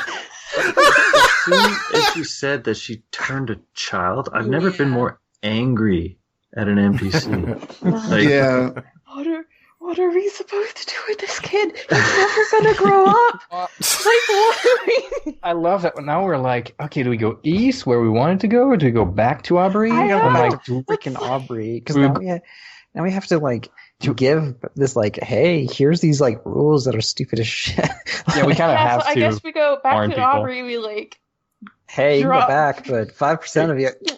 Well, I mean, just don't go back. Just send them Minotaurs. Just tell them there's the city for them. oh, Oh, jeez. well, they got like, it's the more It's the efficient. Fang. They got more blood per individual. Right? That's how that works. They're gonna clean up the place in no time. Oh man, I mean, this is a We can hard s- decision. Yeah, we can save Carter too if we go back west. We got tons of green quests. Honestly, this felt like almost similar to the like Malchus proposal system, where it's like, hey, let's make a deal. And I'm like, well, I want to try to be serious about this, but I also don't want to get everybody killed. Oh So I was- my god. Yeah, we're gonna fast forward 17 years and like it's gonna be The child's fearless gonna Okay, shatter, like, and we're gonna I don't travel feel through like time. that's not on us. It's gonna be the Like the Count Titan's Steel folly. Like, okay, so if we told her no, then she would have just killed us and done it anyway. So like, I want that. this, I will. we Yeah, don't really have a choice here. right there with you. Like, She's interesting in that it's like I love that she tells you and no one's no, this is happening. Yeah, like yeah. this. I don't care what your opinion is. You can deliver a message. That's cool, but I could tell how happy you were to finally be playing her. Yeah. We could hear it, dude. The scene where the doors open and she's dancing, the music I was playing just picked up, and I was just like smiling because it was too good, and like it was swelling up when you like as you were talking. And like, I can't wait for the edit for this episode just for that scene. yeah. It was so Curse of Strahd. Like it was so good. Yeah.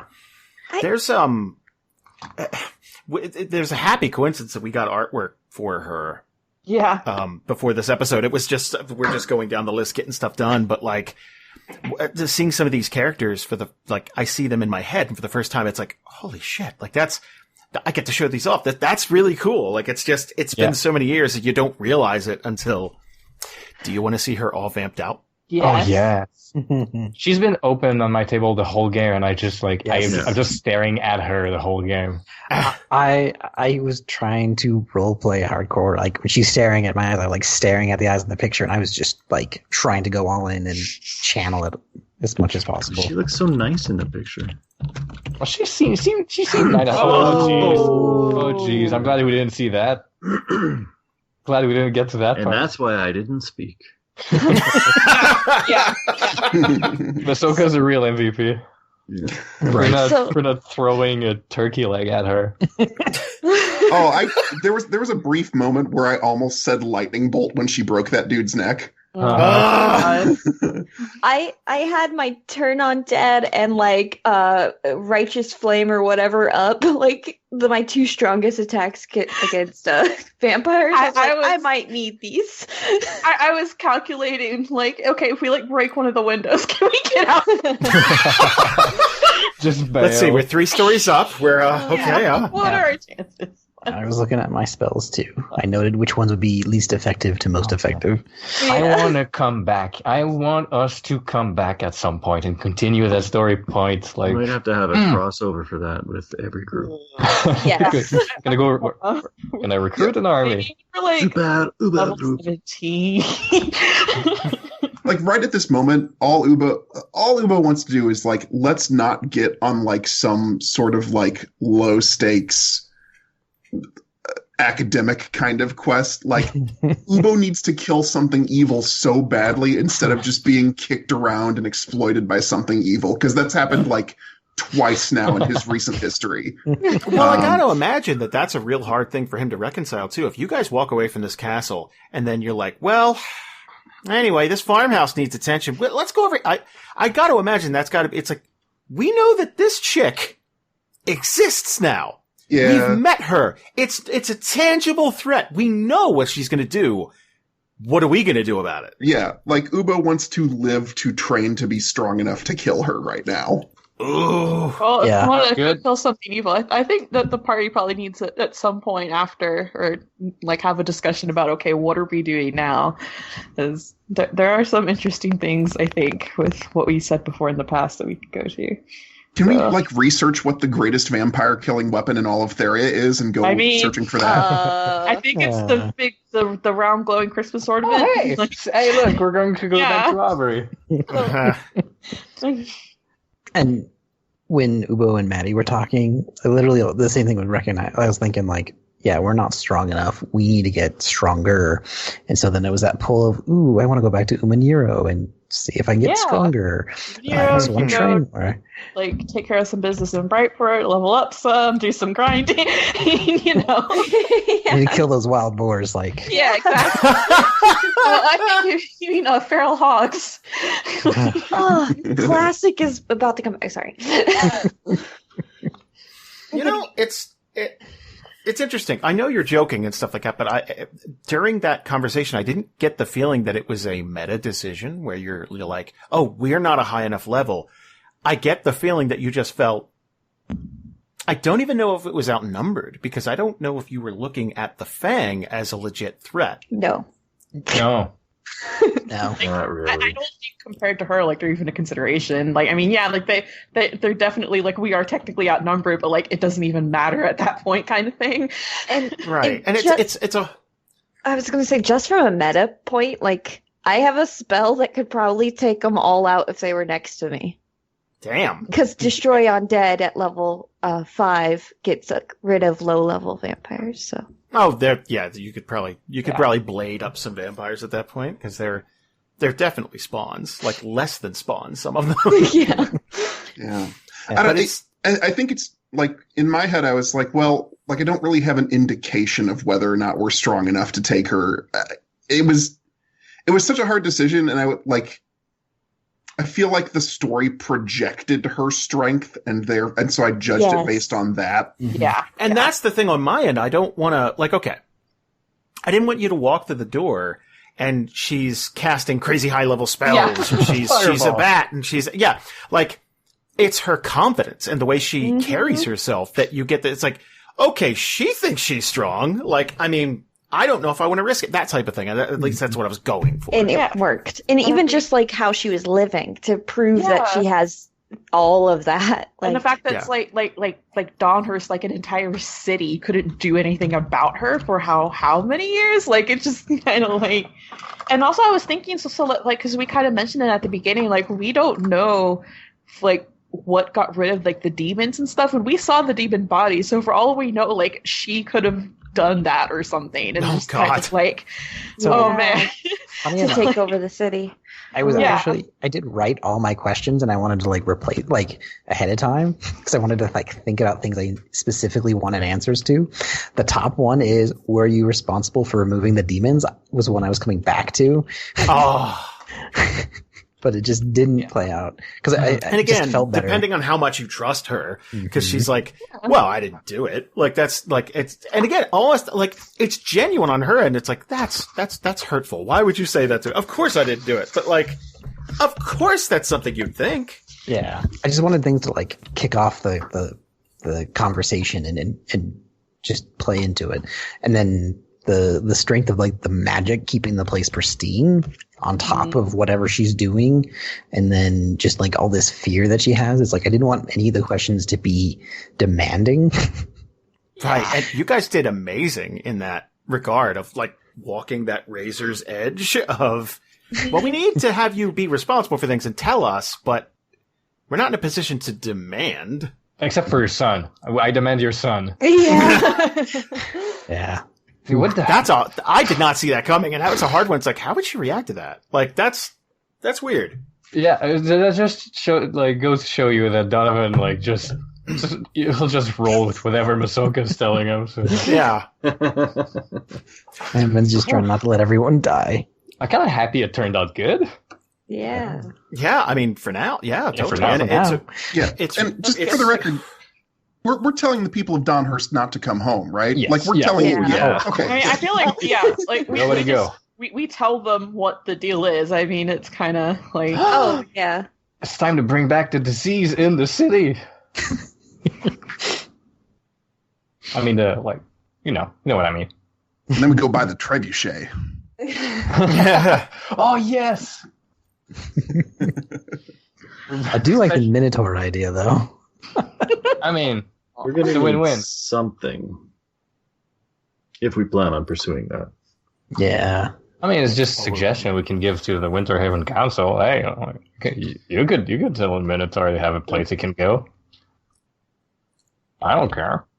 Yeah, but we don't we want already a know whole bunch of Lubo's gonna Minotaur wanna do something. vampires running around. I'm getting a feeling they might not turn. I have a feeling they'd be slaughtered, though. Well, I mean, Sorry. how rude. Trying to channel Val. genocide is not a good way to keep a good food source around. Come on. You gotta have a breeding stock. that is a cold disconnect too for them. Like, well, okay, for the Fang, you got to imagine that it was put to them that it's like, oh yeah, we can't turn all of you, like some of you, and they went with it. But from her perspective, she knew that going in. The way she talked about the kid, it's like, yeah, that's my property. Like I own that child. Like that's mine, and it's so disconnected and cold and terrible. Like that's the monstrous part to me. Like it's not. Yeah. Yeah, she was very cold and calculated, which actually gets me in my comfort zone. So that was I wanted that was to just argue so with much her fun. so bad. I Yeah. love her so much. I want to know so much more about her obsession with Eric's. Yes. What's the deal with that? What? I am so happy we The whole, like, didn't the talk about history- the armor at all. Yeah. With her I'm and surprised Bertana. the Kirkland armor came up. Yeah, I was expecting that. That was- I kind of wanted to go explore that route, but I kind of like added my sentence with another like conversation thread, so that stopped there. But like, yeah, it goes to show she's super old. Do you want to know a fun fact? Yeah. She knew Kirkland. Oh, that's cool. Man, if only his ghost is still around. Oh, fuck. Kelsey, what were you saying? I feel like you got drowned out. So the whole like the history with her and Batana and everything too is just like there's a lot going on with her that it's so interesting. Yeah. So now I'm thinking, oh, that super powerful battery thing. I wonder if that could help. I mean, Well, maybe next time when we come back, we can throw all the insults we want at her. Yeah. Like, come back with guns. Yeah, we'll invent guns. Guys, let's invent guns. Yeah, wooden bullets. Evan Gates, drop it. Guns. Yeah. Research do this. Well, Fire a this. projectile. I'm excited that we got past that. That the uncertainty of it all, like what's going to happen, how Yeah. you guys get, and now I want to get to like how are you guys going to deal with this? Like, I feel like God, the I'm next hyped for episode is three. you guys are pointing to the horizon. It's like we're going to do this. Now let's find some actionable way to like do that. This whole arc is just going to be training montage for us. Like, Yeah. I'm Christ, the tiger. But as far as the kid Clifford, I think Yeah. for Ahsoka, it's like it's going to have to take precedence, or not precedence, but like that's his priority right now. Like just how he grew up, right? He doesn't want to see any child suffer, so Yeah. I think he's gonna. No, I get it. He's gonna have to bring the kid back to Aubrey. Yeah, I think we have to go back to at least Aubrey first before we do anything else. But yeah. I get the sense in this arc we're going to see some sort of breaking point with Ubo, where like there have been compromises. Compromises have been made.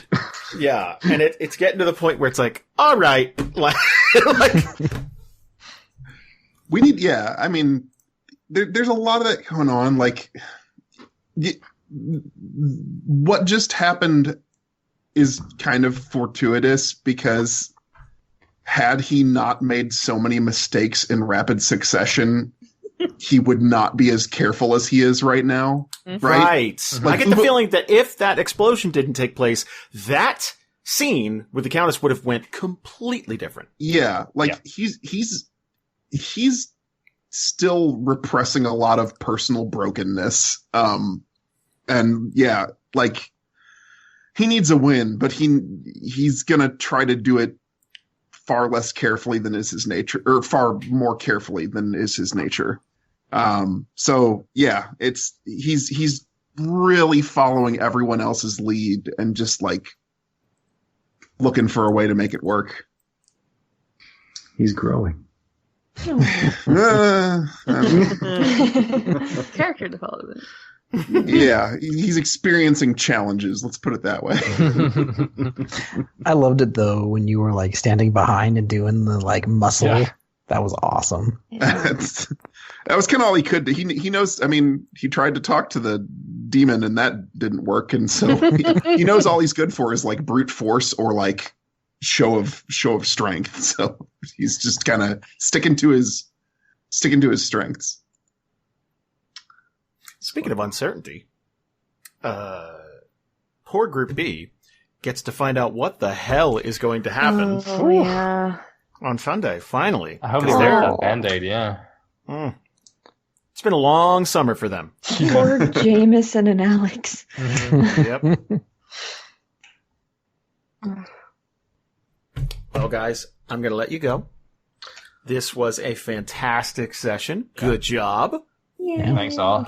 Good job. Yeah, start everybody. off with a bang. Very good. Yeah. I can't wait to listen to it, It too. almost started off with a I was about to say, yeah, I'm kind of glad it didn't start off with a big bang. 'Cause like that, I want more artwork of her. Like I'm so anxious to explore this character. Just the image of her picking up a guy and breaking his neck. Like just Yeah. The I wasn't- dancing wasn't scene would be expecting that. beautiful. That was so good, too. Like, gave her the choice between both, and she went the other way around. He gave us a kid and killed the other dude. So good. I think it'd be awesome to see like her hand like on the table and like us sitting at the table with Ubo behind. Like that artwork would be awesome. Yeah, just modify the cover for the setting book and put Ugo's hand and her face on top of the black hand. all right, guys, I'm gonna let you go. Thanks, man. Everybody have a fantastic night. Oh, that's Okay. awesome. Two. Good night, all. Take care. Night. Good night. Man, we really hope you guys enjoyed the kickoff to Arc 3. It's been a ton of effort and a lot of work. Right now, I'm editing this and recording in the same room as Bree, who's over there. Hi. And tomorrow at 6 a.m., we'll be on a flight to Dragon Con.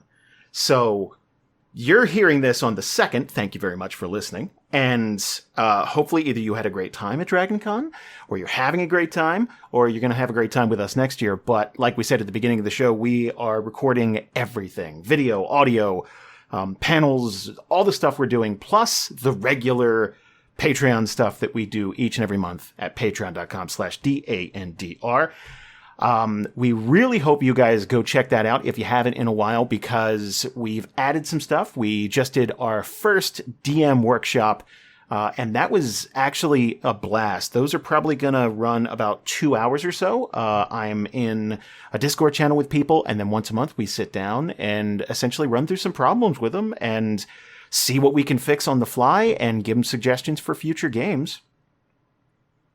On top of that, like we said, we'll be posting all of our panels from Dragon Con, and we're going to try to record Jameson's. I'm not sure if we'll be able to. We got a couple of conflicts, but there will be more panels than ever this year, including our live game, which will just be on Twitch and up for everybody. So we'll see you guys next week. Please drop us an email at DAND, our podcast, at gmail.com. Let us know what you think about the new arc. Always swing by our Discord, our Reddit, our wherever you can get a hold of us. Check it out and let us know how we're doing. We'll see you next week with a Group B.